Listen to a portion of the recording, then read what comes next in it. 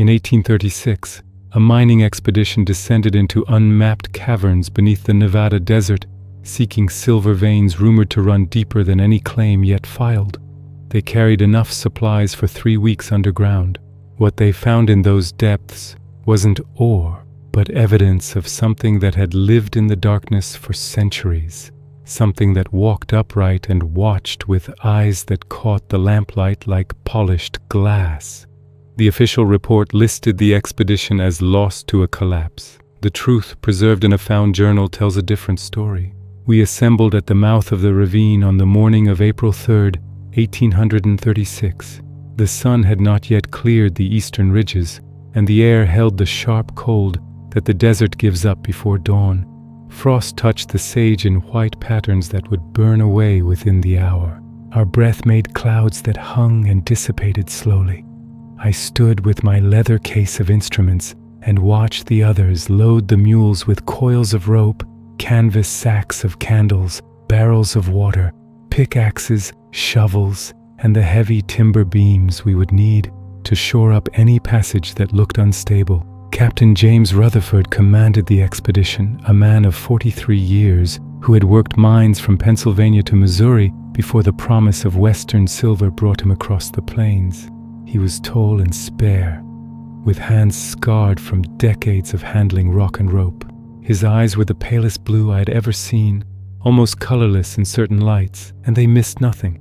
He moved through the camp with quiet efficiency, checking loads, testing knots, speaking in low tones to each man. He had led 3 prior expeditions into cave systems and brought every man back alive. That record mattered more than any words he might have spoken. Samuel Porter was our geologist, a Yale man with formal training and a collection of rock hammers that he treated with more care than most men showed their children. He was perhaps 30, though his beard made him look older. He had a habit of stopping mid-stride to examine stones, turning them in his fingers, holding them to the light, muttering technical terms that meant nothing to me. His journal was filled with sketches of strata and crystalline structures. He believed science could explain everything if you looked closely enough. I envied that certainty. The miners were rough men but competent. Jack Sullivan was Irish, broad across the shoulders, with forearms like fence posts. He had worked the coal mines in Pennsylvania before moving west, and he knew the language of stone, how to read the grain of rock and judge where a vein might run. His partner, Henry Cord, was quieter, a Virginian who had lost 2 fingers to a powder accident years before. The missing digits did not slow him. He could set charges with precision and had an instinct for the structural weaknesses in a formation that kept collapses to a minimum. Then there was Marcus Webb, a free black man from Ohio who had worked as a river pilot before turning to mining. He read water the way others read rock, knowing where springs might break through and where dampness in the air meant hidden reservoirs. His presence caused friction in some camps, but Captain Rutherford judged men by their skills, not their color, and Marcus had skills we needed. He also had a calm manner that steadied others when situations turned bad. Our guide was a Shoshone man named Takoda, perhaps 50 years old, though ages were difficult to judge. He had traded with trappers and miners for 20 years, and spoke English well enough to be understood. His people knew these canyons and caves, and he knew which places they avoided and why. When Captain Rutherford hired him, he made clear that he would take us to the entrance, and no farther. He would not enter the deep caves. He said his grandfather's grandfather had marked certain places as forbidden, and the marking held. We thought it superstition at the time. I was 28 years old, trained in surveying and cartography at a technical college in Philadelphia. I had come west with instruments and ambition, hired to map the tunnels and record our progress. My job was measurement and documentation, to create a record that future expeditions could use. I carried a compass, a measuring chain, a clinometer for angles, and my journal bound in oiled canvas against the damp. I was not a brave man by nature, but I had learned to function in tight spaces and low light, and I trusted in the discipline of my work to carry me through discomfort. We entered the ravine at 8 in the morning. The cleft in the rock was perhaps 30 feet wide at the mouth, narrowing as it descended. The walls rose sheer on either side, striated stone in bands of red and gray that showed the layering of ancient seas. Dakota led us down a switchback trail that looked barely wide enough for the mules. In places we had to unload and carry equipment by hand, then reload on the far side of a narrow section. The descent took 4 hours. The cave entrance was not obvious. It appeared as a shadow beneath an overhang, a darker place in the broken rock face. Dakota stopped 50 yards away and would go no closer. He pointed and spoke in a mix of English and Shoshone, telling us that the cave went very deep, that water sometimes came from it after heavy rains, and that his people did not go inside. When Captain Rutherford pressed him for reasons, he said only that it was a place where the ground swallowed light, and that those who entered too far did not always return. The captain thanked him and paid him in silver coin. Dakota took the payment without counting it and left immediately, climbing back up the trail with a speed that suggested relief. We watched him go. No one spoke the thought that we all shared, that perhaps we should take his warning more seriously. But we had come too far and invested too much to turn back on the strength of native superstition. We made camp just outside the entrance, a tight cluster of canvas tents and a fire ring built from loose stones. The opening was perhaps 8 feet high and 12 feet wide, an irregular arch that breathed cool air even in the afternoon heat. Marcus tested the airflow with a wetted finger and nodded. Good ventilation meant the cave system connected somewhere, that there were multiple openings or significant vertical shafts. It meant we were less likely to suffocate in our own smoke and carbon fumes. That night, we sat around the fire and discussed our plan. We would work in stages, advancing no more than a few hundred feet per day, setting markers and mapping as we went. Every man would carry candles, flint and steel, and enough water for a full day.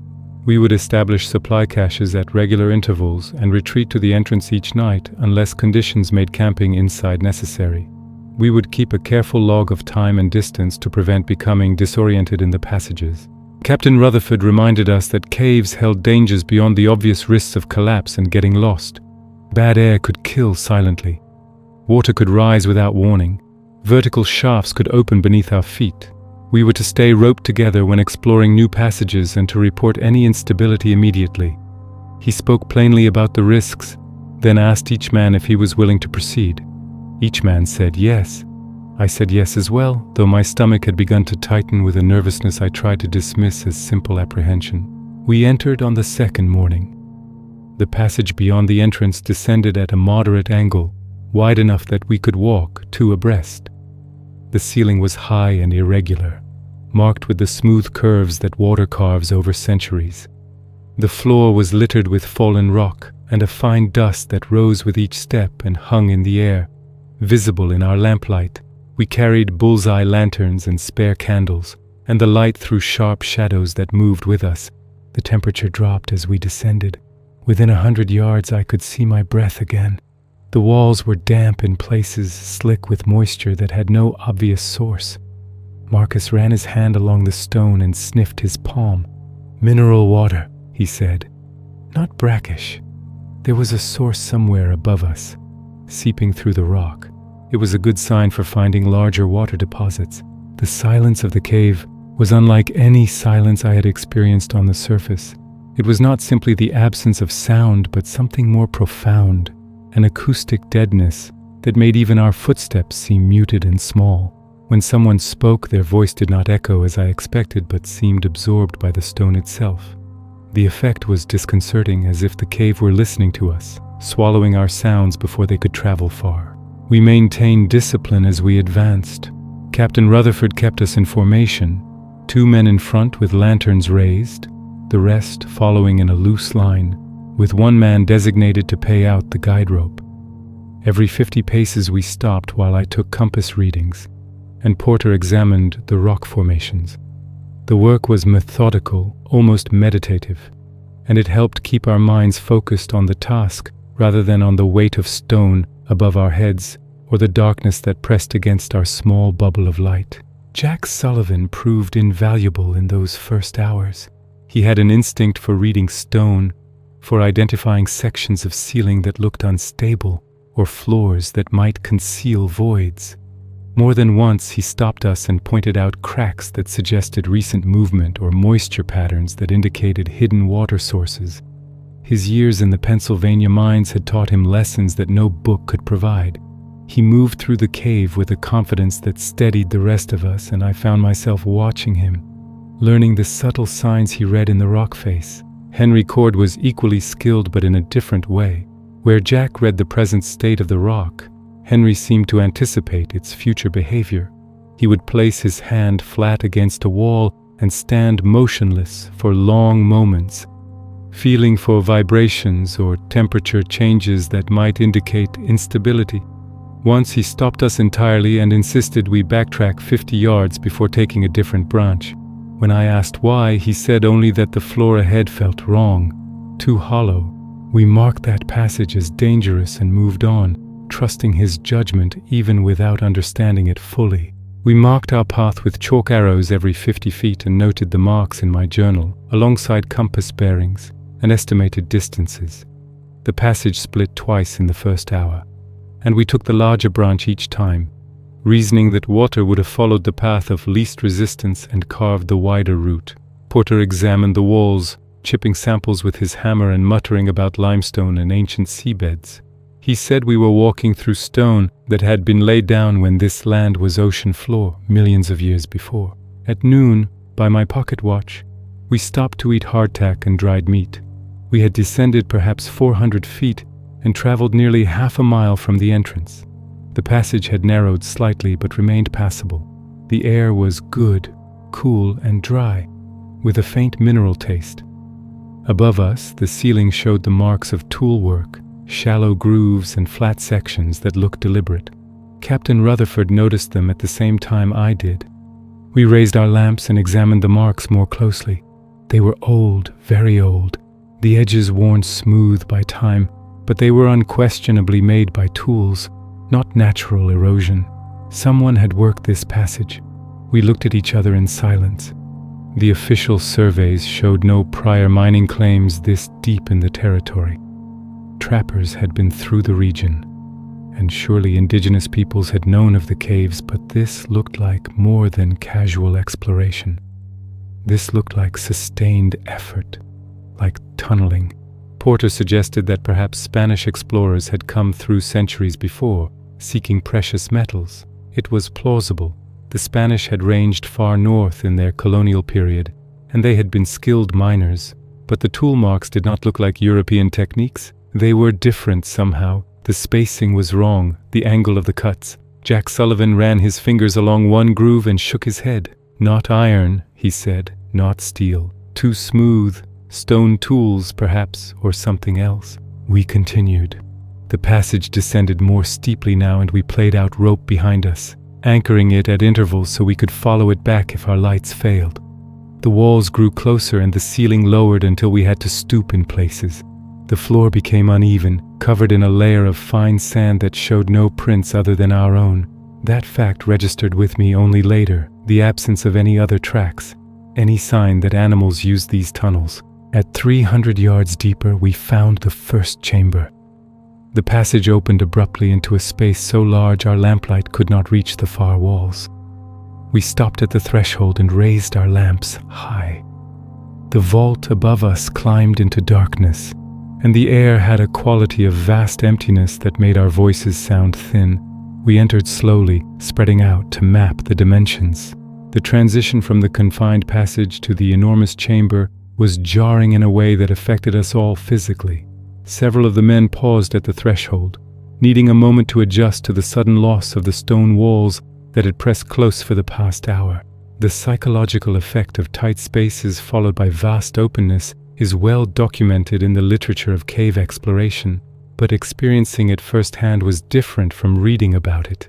My stomach lurched as if I had stepped off a cliff, though my feet remained firmly on solid ground. The chamber was roughly circular, perhaps 200 feet across. The walls were worked stone, not natural formation. Sections had been cut back and smoothed, creating flat surfaces that no water erosion could produce. The floor was level, covered in the same fine sand we had seen in the passages. The sand was deep in places, perhaps several inches, and when we walked across it we left clear prints that looked disturbingly temporary, as if the sand might shift and erase them at any moment. The acoustics in the chamber were strange. A whisper in one corner could be heard clearly in another, while a shout from the center seemed to dissipate into nothing. Porter theorized that the shape of the dome created focal points where sound waves converged, but his explanation felt inadequate to the strangeness we experienced. I clapped my hands once, experimentally, and the sound came back to me from 3 different directions at slightly different intervals, creating a confused echo that made it impossible to judge distances. In the center of the chamber stood a formation that stopped us cold. It was a pillar, carved from the living rock, rising from floor to ceiling. The pillar was perhaps 10 feet in diameter, perfectly cylindrical, its surface polished to a smooth finish that seemed to catch and hold our lamplight. The surface was covered in markings, geometric patterns that spiraled and intersected in ways that hurt to follow. The patterns had depth, shadow, as if they receded into the stone or perhaps emerged from it. The longer I looked at them, the more they seemed to shift and move, though I knew logically that carved stone could not change. I approached the pillar slowly, drawn by a fascination I could not explain. My hand reached out before I consciously decided to touch it. The rock was cold and smooth, almost glassy, with a texture unlike any stone I had felt before. The temperature was wrong, too, colder than the surrounding air, as if the pillar itself was drawing heat from its surroundings. I jerked my hand back and found it tingling, not painfully, but with a pins and needles sensation that took several minutes to fade completely. Porter examined the pillar with his lens, tilting his head, tracing lines with his finger while being careful not to touch the surface directly after he saw my reaction. He said nothing for a long time. His silence was more eloquent than any words could have been. Porter was a man of science, educated at one of the finest institutions in America, trained to categorize and explain natural phenomena. But standing before that pillar, he had nothing to say. Finally, he spoke, and his voice had lost its usual certainty. He said he did not know what culture had made these marks. They did not match any indigenous work he had seen, nor any European or Asian patterns in his extensive references. The geometry was sophisticated, suggesting mathematical knowledge, but the aesthetic was alien. They were unique, disturbing in their precision and their wrongness. Around the base of the pillar we found objects, small stone tools, finely made, with edges that were still sharp, ceramic fragments that might have been vessels or lamps, and bones, many bones, arranged in careful patterns, circles within circles. The bones were old, very old, the surfaces dry and brittle. Some were human, some were not. The skulls that were not human had the wrong proportions, the wrong orbital placement. The jaws were too large, the teeth too numerous. Porter picked up one skull with hands that shook slightly. He turned it in the light and said nothing. Captain Rutherford ordered us to make camp in the chamber. We would document everything carefully, take measurements, collect samples. We would proceed deeper in the morning. That night we built a fire using wood we had carried in, and we sat around it in silence. The firelight did not reach the walls. The darkness beyond our small circle felt absolute, as if the cave were swallowing the light as fast as we could make it. I wrote in my journal by lamplight, recording dimensions and observations. My handwriting looked strange, shaky. I told myself it was the cold, but the truth was that something about the chamber unsettled me in ways I could not articulate. The silence was too complete, the air too still, and those markings on the pillar seemed to move when I was not looking directly at them, shifting in my peripheral vision. Marcus sat apart from us, his back against the wall, his eyes on the darkness. When I asked if he was well, he said only that the air felt wrong. Not bad air, not dangerous, but wrong, old. He said it smelled like places should not smell, like time itself had a scent. I did not press him. We took turns on watch. Though what we were watching for, none of us could say. During my turn I sat with my back to the pillar and my lamp turned low to conserve oil. The darkness pressed close. Somewhere in the vast chamber, water dripped, a slow rhythm that marked the passage of time. I counted the drops to keep my mind occupied. 100 drops. 200. Then the sound stopped. Just stopped, mid-sequence. I waited. The silence stretched. Then the dripping resumed, but from a different direction. I told myself it was acoustics, the way sound bounced off irregular surfaces. I did not entirely believe it. On the second day in the caves, we advanced deeper. Beyond the great chamber, the passage split into 3 distinct tunnels. We chose the middle route, which descended at a gentle grade and showed signs of the same tool working we had seen earlier. The walls here were marked with more symbols, running in continuous bands at shoulder height. Some were geometric, others seemed to represent figures, elongated forms with too many limbs. The air grew damper as we descended. Our lamps reflected off moisture on the walls, and puddles formed in low spots on the floor. Marcus tasted the water and pronounced it fresh, though mineral heavy. We refilled our canteens. The temperature remained constant, cool but not freezing, and our breath no longer made clouds. After perhaps 1,000 yards, we found the first opening in the floor. It was perhaps 4 feet across, circular, cut straight down into the rock with the same precision we had seen in the carved pillar. We dropped a stone and counted. It fell for 7 seconds before we heard the impact. Captain Rutherford secured a rope and lowered a lamp. The shaft descended at least 100 feet, perfectly vertical, with ladder rungs cut into one wall. The rungs were spaced oddly, farther apart than human proportion would suggest. We did not descend. Not yet. We marked the location and continued along the main passage, planning to return with more rope and proper climbing gear, but the discovery troubled us. The shaft was too precise, too deliberate, and the rungs suggested it had been used regularly, worn smooth by countless passages up and down. The next chamber we found was smaller than the first, but more disturbing. The walls were lined with alcoves, hundreds of them, carved into the stone at varying heights.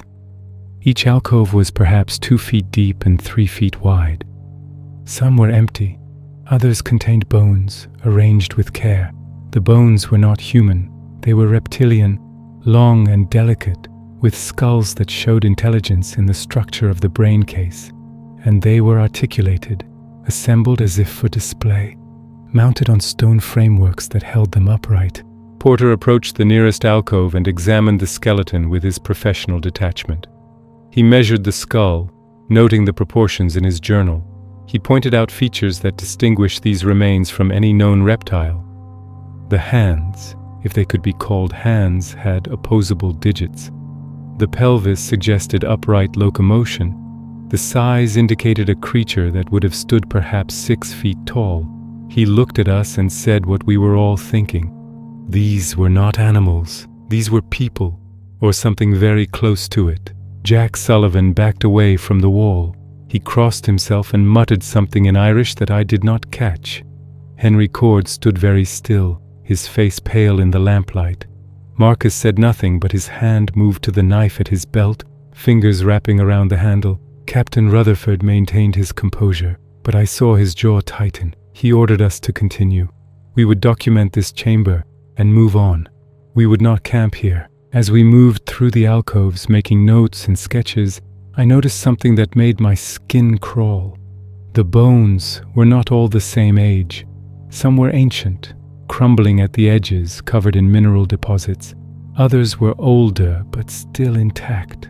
And some, in the alcoves nearest the back of the chamber, looked recent. The bones were clean, white, not yet yellowed by time. They had been placed there within decades, perhaps within years. That meant something still used this space. Something still brought bodies here and arranged them with ceremony. We left the alcove chamber quickly and continued deeper into the system. The passage descended more steeply now, and we had to use ropes to lower ourselves down sections where the floor dropped away in vertical faces. The tool marks were everywhere, an entire network of tunnels carved by hand over what must have been centuries. The scale of the work was staggering. This was not a simple mine. This was a city, or had been, a vast underground complex that stretched in all directions. We found living spaces, if that term could be applied, chambers with fire pits and ventilation shafts, with storage alcoves and waste channels cut into the floors. We found what might have been workshops, rooms filled with stone tools and fragments of worked materials we could not identify. And we found art, images carved into walls showing figures engaged in activities that looked almost familiar, but were subtly wrong. Hunting scenes, but the prey was not deer or bison. Gathering scenes, but the plants were not any species we recognized. And everywhere, images of the elongated figures, the upright reptilian forms, shown in groups, in family units, in what looked like ritual gatherings. On the third night, we camped in a large chamber that had clearly been designed for habitation. There were platforms cut into the walls like shelves or sleeping ledges. There were channels for water and ventilation shafts that drew the smoke from our fire upward into darkness. The space felt less alien than others we had passed through. It felt livable. That should have been comforting. Instead, it made everything worse, because it confirmed what we had been avoiding. This place had not been built by humans. It had been built by something else, something intelligent and organized and capable of long-term planning. That night, the sounds began. At first, they were faint and distant, echoes that might have been our imagination. A scraping sound, like claws on stone, a clicking that might have been rocks settling or might have been communication. We sat around the fire and pretended not to hear, but every man was tense, every head turned toward the passages that led away from our small circle of light. The fire itself behaved strangely in that chamber. The flames seemed reluctant to rise, burning low and blue even when we fed them good dry wood. The smoke rose straight up, drawn by the ventilation shaft above, but it moved with unusual speed, as if something were actively pulling it away, rather than letting it drift naturally. The light from the fire barely reached 20 feet before being swallowed by a darkness that seemed unusually thick, almost viscous in its quality. Marcus was the first to admit he heard something definite. He held up his hand for silence, and we all froze. In the quiet that followed, we heard it clearly. Movement in the darkness beyond our camp. Not the random sounds of a cave system adjusting to temperature changes, not the drip of water or the fall of loose stone, but deliberate footsteps, slow and measured, with a rhythm that suggested purpose. The sound circled our position at a consistent distance, staying just beyond the reach of our lamplight, maintaining a careful perimeter. We grabbed weapons with the controlled urgency of men who knew that panic would kill us faster than any threat. Jack and Henry raised their pickaxes, holding them at ready positions that showed their experience with tools as weapons. Marcus drew his knife, a substantial blade with a 9-inch steel cutting edge that gleamed in the firelight. Captain Rutherford took up the rifle we had brought for hunting, a Pennsylvania long rifle that he had used in the Indian Wars. He loaded it with practiced efficiency, measuring powder, seeding ball and patch, checking the priming. The familiar actions seemed to steady him, giving his hands something to do while his mind processed the impossible situation we faced. The footsteps stopped. Silence fell so complete it rang in our ears, a pressure that built until I thought my head might burst. Then we saw the eyes, pairs of them, catching the firelight, reflecting it back with a greenish shine that was neither animal nor human. The reflection had the wrong quality, too bright, too focused, suggesting a structure to the eye that differed fundamentally from mammals. They were positioned 5 feet off the ground, set wide apart, unblinking. I counted 6 pairs, then 8. Then I lost count because they were moving, circling, coming incrementally closer with each circuit. Captain Rutherford shouted a warning into the darkness. His voice sounded small and hollow, absorbed by the stone and by whatever stood watching us from beyond our light.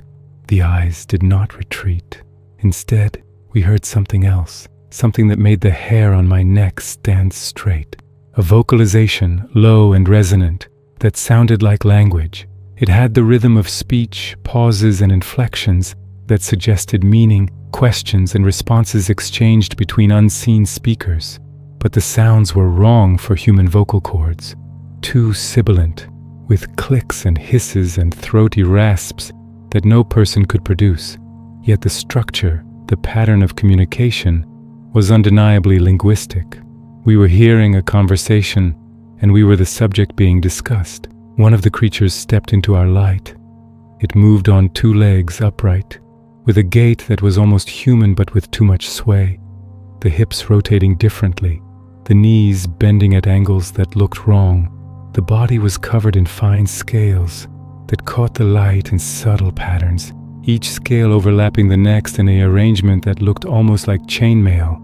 The coloration was not uniform but varied across the body in bands and patches, darker on the back and sides, lighter on the belly and throat, with patterns that might have served as camouflage in some other environment, or might have been individual markings like fingerprints. The head was elongated with a pronounced snout that gave the face a reptilian profile, but the skull was large and rounded in the back, suggesting significant brain capacity. The jaw looked hinged wrong, extending farther back than a human jaw, capable of opening wider.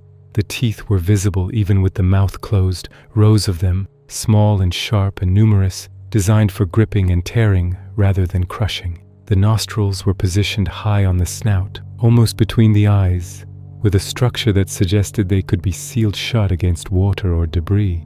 The eyes were the most disturbing feature. They were large and round, proportionally bigger than human eyes, positioned forward for binocular vision like a predator, rather than placed on the sides like prey animals. The color was difficult to judge in the firelight, some shade between amber and green, with vertical slit pupils that contracted in response to our light, becoming thin lines against the colored iris. The intelligence visible in those eyes was undeniable and unsettling. This was not the blank stare of an animal following instinct. This was conscious observation, assessment, judgment. The creature was thinking, evaluating us, making decisions based on what it saw. The hands were perhaps the most human-like feature, yet also the most alien. 3 fingers and an opposable thumb, each tipped with a curved claw that looked sharp and functional. The fingers were long and delicate, suggesting dexterity and fine motor control.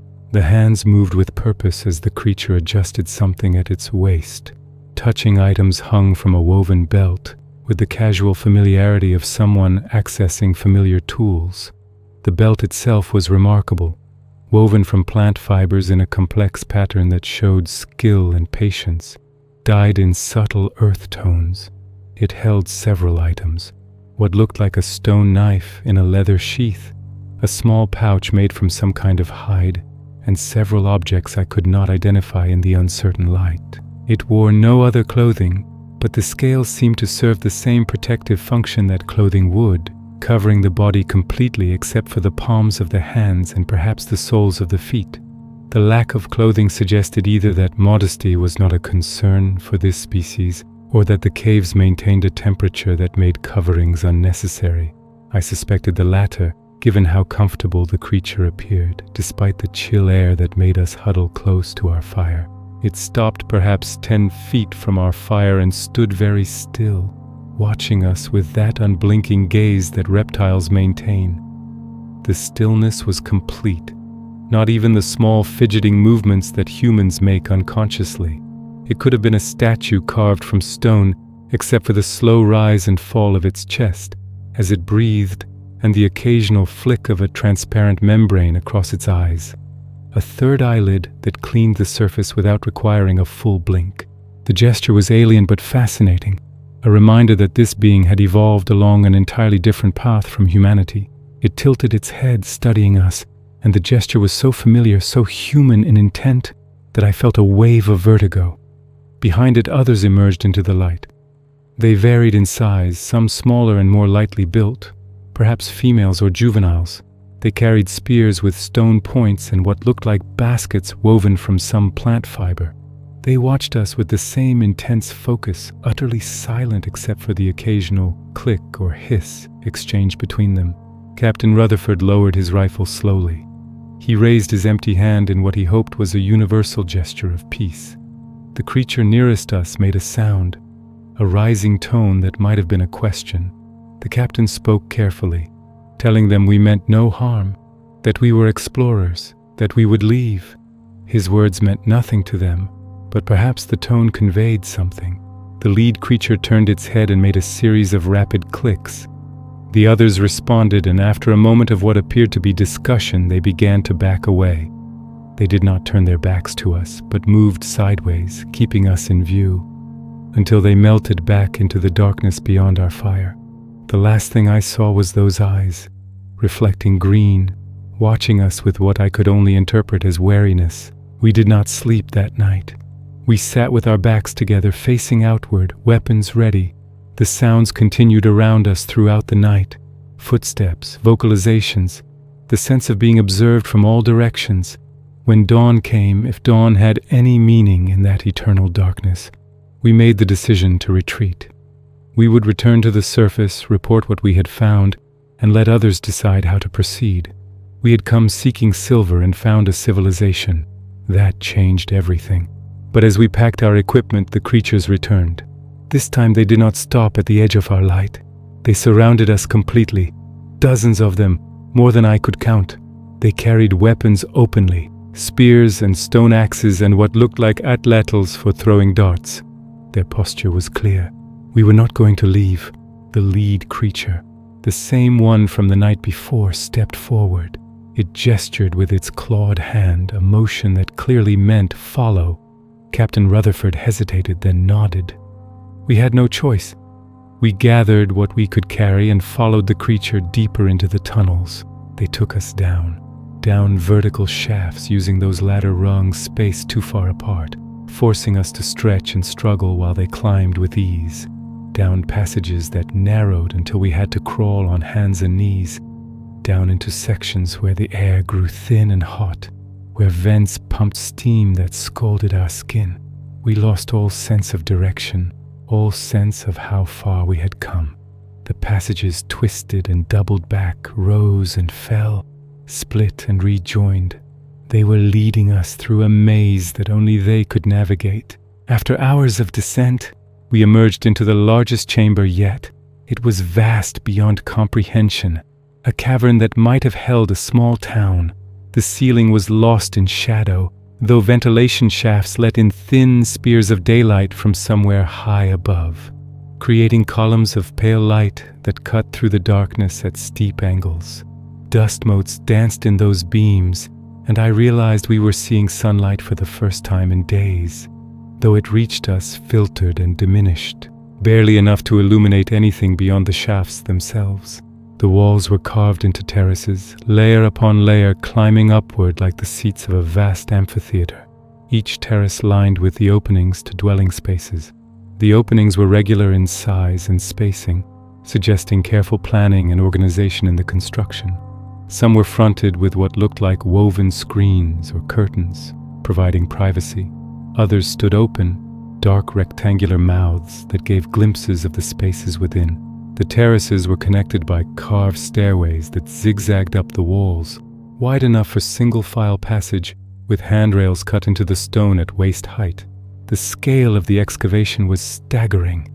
This chamber alone represented centuries of labor, millions of hammer strikes, untold tons of rock removed and carried away. The engineering required to create stable terraces without modern surveying equipment, to carve stairways at consistent grades, to maintain structural integrity while hollowing out such an enormous space, spoke to a level of planning and technical knowledge that rivaled anything humans had achieved.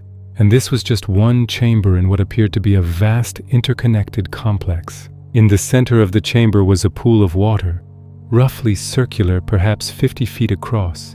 The water was dark but clear, and we could see down through it to a depth of at least 20 feet before the light failed and the bottom disappeared into darkness.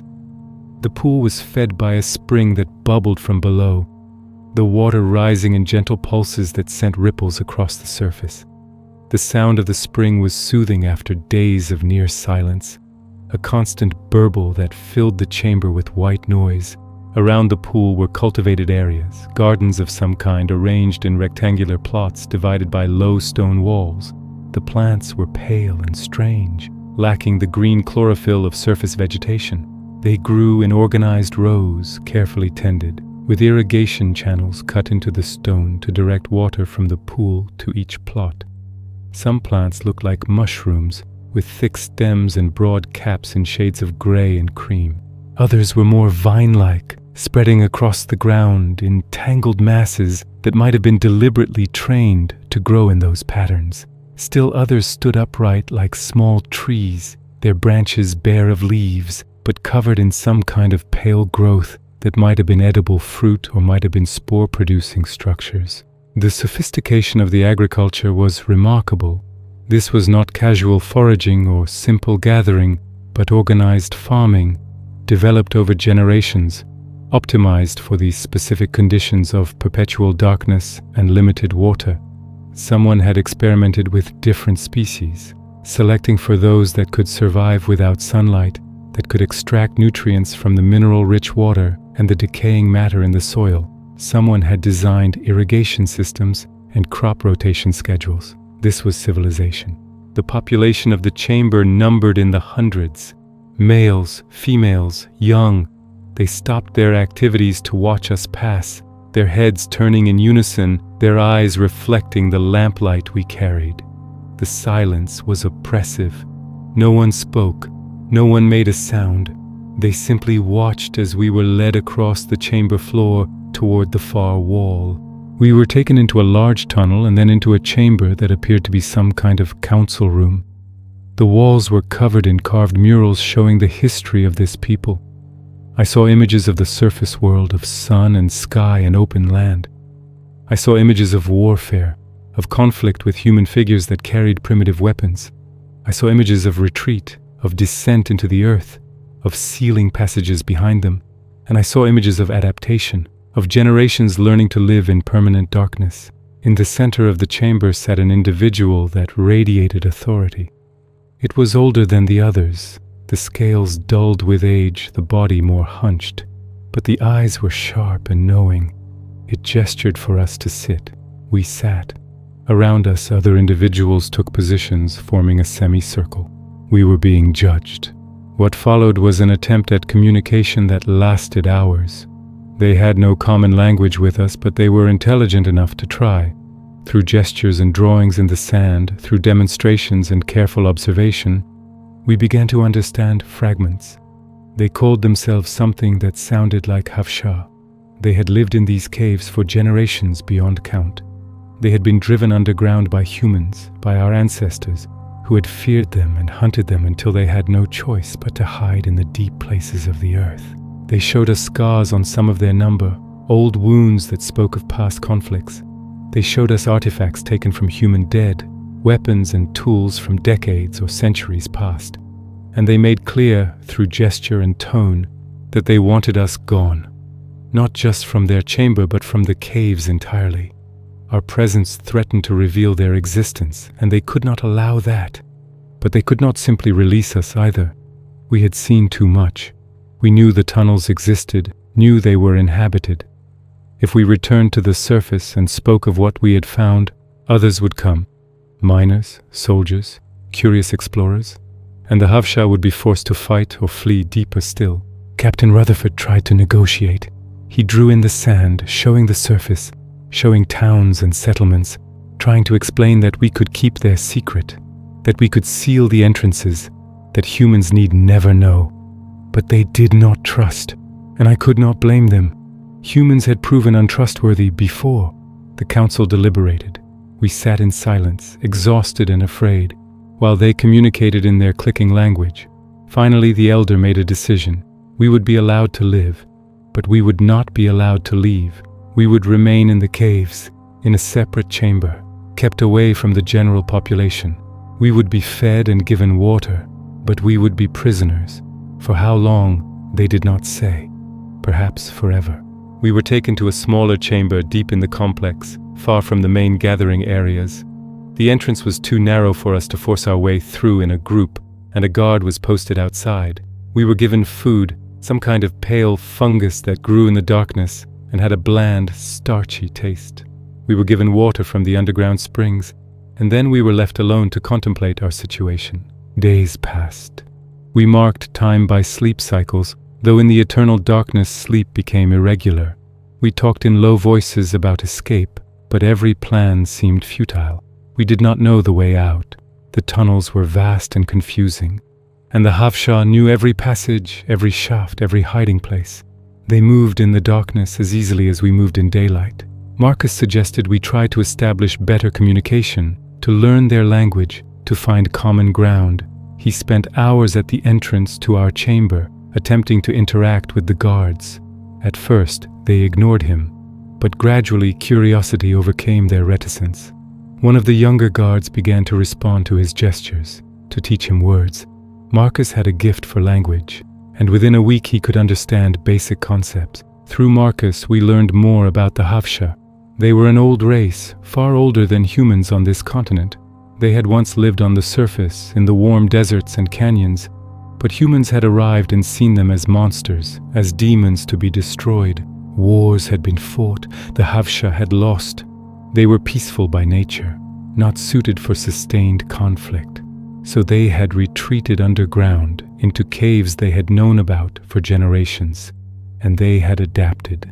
They had developed agriculture in darkness, learned to cultivate the pale fungi and blind fish that lived in underground pools.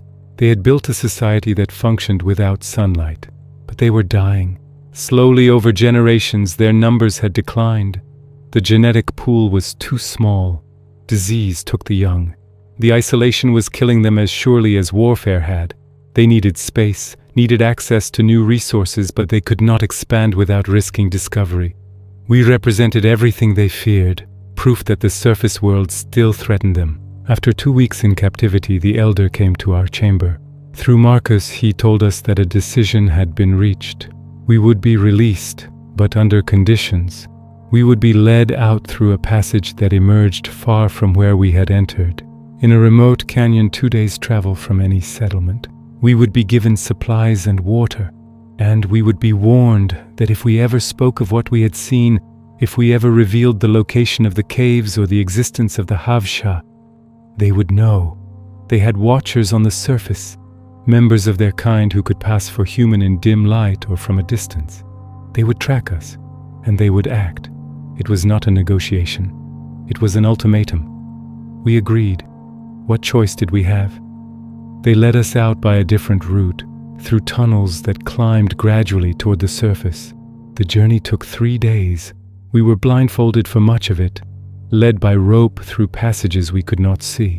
When the blindfolds were removed, we were in a narrow canyon filled with morning light so bright it hurt. Our guards retreated immediately, unable to tolerate the sun. We heard them withdraw into the darkness, heard the sounds of a concealed entrance being sealed. We were alone. We had our lives, most of our equipment, and the memory of something that would haunt us forever. We walked east, following the sun, and eventually found a trading post where we could resupply and send word to Fort Churchill. We told the factor there that our expedition had failed, that we had found no silver, that the caves were unstable and dangerous. We did not mention the Havshah. Captain Rutherford filed a report that listed the expedition as unsuccessful due to geological conditions. Porter published nothing, though I know he kept his sketches and samples locked away. Jack and Henry returned to mining but never spoke of caves again. Marcus disappeared into the territories, and I heard later that he had taken up residence with a Paiute band and acted as a translator. Perhaps he felt safer among people who already knew the old stories. As for me, I continued my work as a surveyor but refused all offers to explore caves or underground systems. I kept my journal but showed it to no one for decades. When I finally decided to preserve this account, I did so with the understanding that it might not be believed. But the truth deserves to be recorded, even if it is dismissed as fantasy. The Havshah are real. They live beneath the earth in Nevada, in vast tunnel systems that predate human settlement in the region. They are intelligent, organized, and peaceful unless threatened.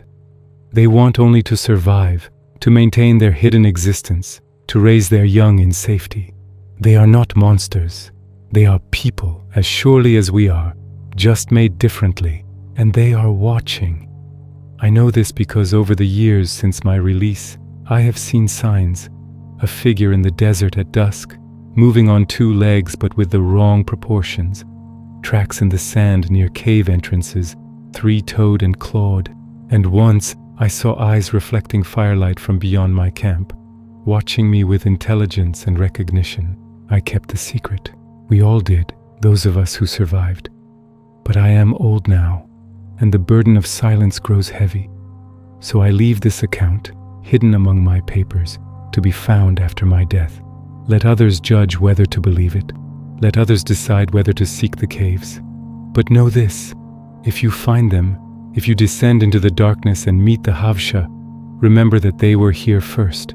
Remember that they have suffered, and remember that they have the right to exist without interference. Stay away from the deep caves in the Nevada desert. Respect the markers left by indigenous peoples, who knew long before we did that some places are not meant for human exploration. And if you see eyes reflecting in the darkness, if you hear sounds that suggest intelligence and language, turn back. Not everything in the earth is meant to be discovered. Some secrets protect themselves, and some mysteries should remain unsolved. For more interesting stories like this, consider subscribing.